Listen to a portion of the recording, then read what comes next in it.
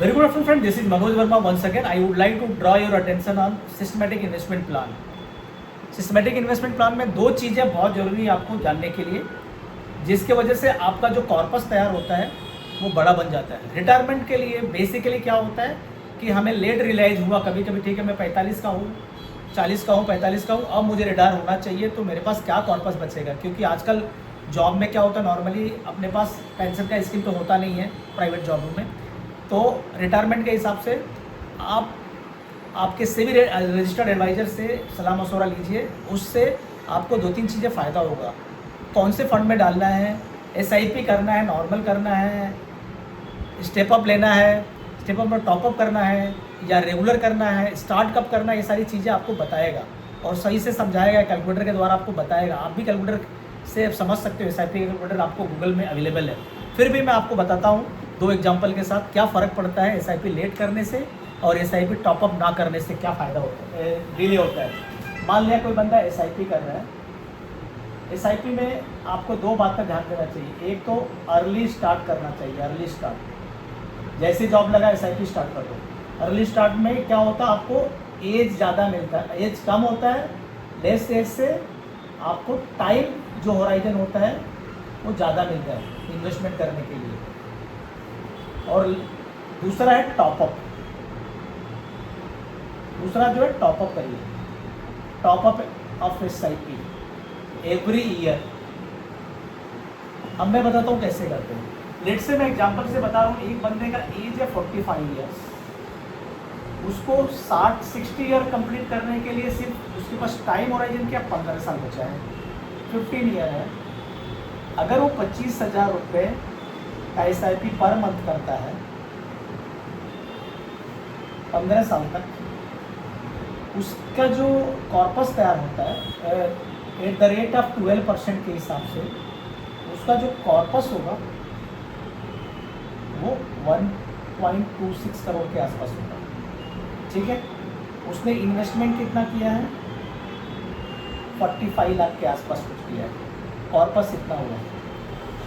एक सिनारियो होगा, this is the first scenario. अब लेट से दूसरा सिनारियो मैं काउंट करता हूँ कि यही बंदा 45 साल वाला बंदा 12% के हिसाब से 25,000 पर मंथ के हिसाब से अगर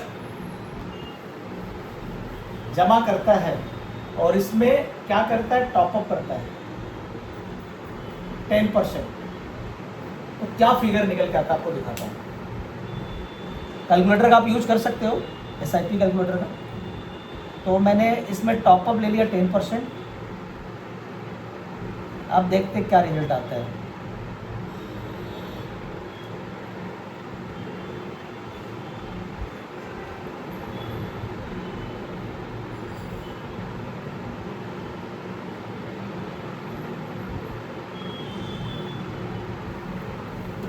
देखिए उसका टोटल जो इन्वेस्टमेंट होगा टॉपअप के साथ 10% टॉपअप, मतलब हर साल में 10%, 25 में 10%, फिर नेक्स्ट ईयर पर उसके उसमें 10% ऐसे बढ़ते जाएगा।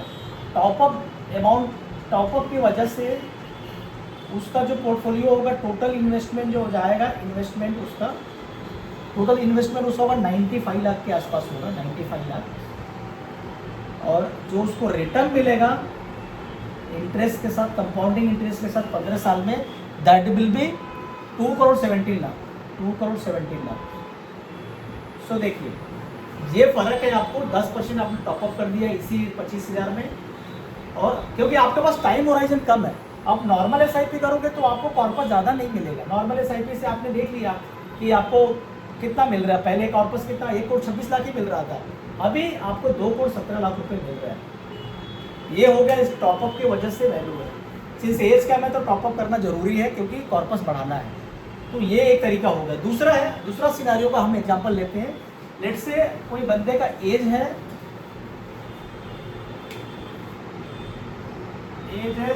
30 साल, उसने सोचा कि काम कर रहा हूँ 20 साल या 25 साल से, बट सोचा कि भाई हमें रिटायरमेंट होना है तो जल्दी स्टार्ट करेंगे तो कुछ अच्छा होगा।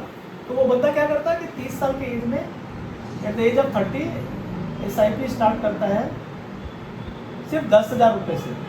कितने से? 10,000 रुपये पर मंथ, ज़्यादा नहीं, पर मंथ। एट द 12% के रेट के हिसाब से इसके पास 30 के लिए, 60 के लिए, 60 ईयर के लिए 30 साल बचता है। तो 30 साल काम करेगा, 30 साल के लिए करता है 30 ईयर। तो इसका क्या वैल्यू निकल के आता देखते हैं टोटल। अभी मैं बताता हूँ आपको। आप भी SIP कैलकुलेटर का यूज़ कर सकते हो, गूगल में मिलता है, आप SIP कैलकुलेटर देख सकते हो। 10,000 पर मंथ, उसमें मैंने टॉपअप भी रख लिया है। इसमें टॉपअप रख लिया है 10%। ये 10,000 में 10% टॉपअप होगा हर साल, ठीक है। तो और 12% के रेट के हिसाब से उसका टोटल इन्वेस्टमेंट हो जाएगा 1 करोड़। टोटल इन्वेस्टमेंट का वैल्यू क्या हो जाएगा? 1,97 लाख, ऐसा 1,97 लाख, ऑलमोस्ट 2 करोड़ के आसपास हो गया, ठीक है। 3 लाख कम। अभी उसको रिटर्न कितना मिलेगा वो देख लो आप, you will be surprise. 3, 3, 6, 2, 8 return उसको कितना मिलेगा? You can surprise. 8 crore 83 lakh. कितना? 8 crore 83 lakh. So guys, time is very very important. 2 cheese important है, अर्ली स्टार्ट और टॉपअप करना। आप SIP कैलकुलेटर डालकर चेक कर सकते हो। इस 10,000 का मैंने SIP लिया, मुझे 30 साल करना है। 12% का रेट में कैलकुलेट कर रहा हूँ, लंबी अवधि में 12 या उससे ज़्यादा मिल सकता है। 30 साल मैंने अगर पैसा रखा है, टोटल मेरा इन्वेस्टमेंट पैसा जाएगा 1,97 लाख, मतलब 2 करोड़ के आसपास लगभग जाएगा 30 साल में। और रिटर्न मुझे मिलेगा 8.83। इसका मतलब longer the tenure better the corpus, मतलब बेटर द कंपाउंडिंग। इसका मतलब ये हुआ, जितना ही लंबा टेनर होगा कंपाउंडिंग उतना ही मैजिक करता है, उतना ही इफेक्टिव होता है। ये दोनों सिनारियो आप रखिए। पहला सिनारियो आप क्या रखिए? अर्ली स्टार्ट करिए, जितना जल्दी हो सकता है उतना जल्दी स्टार्ट करिए। सोचा विचारी इंतजारी मत करिए। रीजन क्या है? हर आदमी का प्रॉब्लम है, कोई ऐसा बंदा नहीं है जिसमें प्रॉब्लम नहीं है। लोन नहीं चल रहा, खर्चे कम है, करोड़पति मल्टी मिलियनियर के पास भी वही प्रॉब्लम है, नॉर्मल आदमी के पास भी वही प्रॉब्लम है। वो बड़ा सोच के बड़ा काम करता है तो भी पैसे लगते हैं, हम छोटा सोच के छोटा भी काम करेंगे तो भी हमारे पास पैसे की कमी रहेगी हमेशा। तो पैसे की कमी ऐसा नहीं है कि कभी नहीं रहेगी, ये हमेशा रहेगी। बिकॉज आदमी का जो चाह है ना, वांट है ना, वो कभी फुलफिल होता ही नहीं है। That the reason. तो हमारा लिमिटेशन में हमको काम करना है, लेकिन हमारे SIP के लिए पैसे बचाना है। और पहला चीज़ अर्ली स्टार्ट करना है। कम एज में स्टार्ट करोगे, लंबा टाइम मिलेगा, कंपाउंडिंग का मैजिक आपके सामने है। 8 करोड़ तैयार हो गया 10,000 से। पिछला वाला था 25,000 महीने डाल के 15 साल के अंदर ही उसको बंदे को कितना मिला? सिर्फ 2 करोड़ के आसपास मिल रहा है, 2 करोड़ समथिंग। तो आप यू कैन अंडरस्टैंड, यहाँ पे आपका 2 करोड़ के आसपास जमा हो रहा है और रिटर्न आपको 8.83 के आसपास मिल रहा है। Isn't it good thing? क्या हमें ये करना नहीं चाहिए? We have to do immediately on the urgent basis. सारे चीज़ें छोड़ के आप SIP में स्टार्ट करिए। आपका जो भी इनकम हो, मुझे नहीं पता, अभी आज आपका इनकम कम है तो कम से स्टार्ट करिए। 500 से भी स्टार्ट हो सकता है, 1000 से, जैसे आप स्टार्ट कर सकते हो। लेट से उसको बढ़ाते जाओ। जैसे आपका सैलरी बढ़ता है, पेमेंट बढ़ता है, ये टॉपअप अमाउंट को बढ़ाते जाइए। मैजिक क्रिएट करता है top up amount, create always magic. Normal scenario में इतने पैसे नहीं बनेंगे, इसीलिए मैं बोल रहा हूँ आपको टॉपअप बहुत ज़रूरी है। एक तो अर्ली स्टार्ट करिए, टॉपअप करिए। रिटायरमेंट के लिए ये 2 मंत्र रखिए। नॉर्मल कोई FD वगैरह भी मत रखिए।